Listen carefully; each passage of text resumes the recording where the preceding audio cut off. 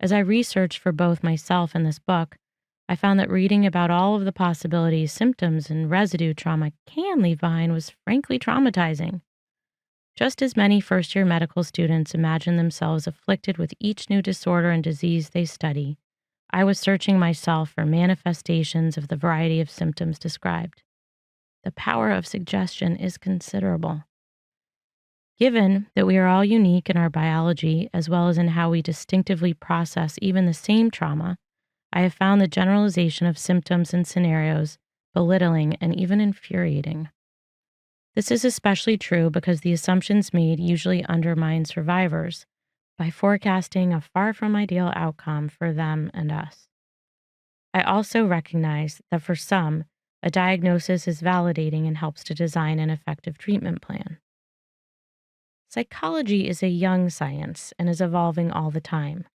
The Diagnostic and Statistical Manual of Mental Disorders, 5th edition, sometimes referred to as the Bible of Psychiatric Diagnoses, has been updated and revised to remove, add, and amend diagnoses several times since its initial publication in 1952.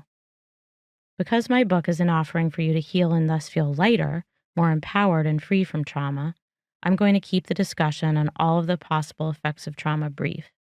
If you want to delve deeper, I recommend Bessel van der Kolk's books on trauma. The physical.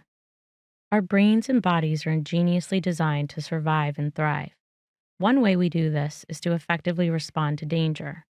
When we perceive a threat, our bodies go into freeze, fight, or flight mode. We assess whether it is best to freeze, making ourselves hard to detect, fight, warding off an assailant, or take flight as quickly as possible. When we are in this state of heightened arousal, the sympathetic nervous system, the one responsible for this fight or flight response, is activated, releasing adrenaline and cortisol, allowing us to focus while also shunting blood away from our organs to our extremities so we are better able to outrun the perceived threat or fight it. Our senses are heightened in this state of hypervigilance so that we can best navigate the danger and keep ourselves safe.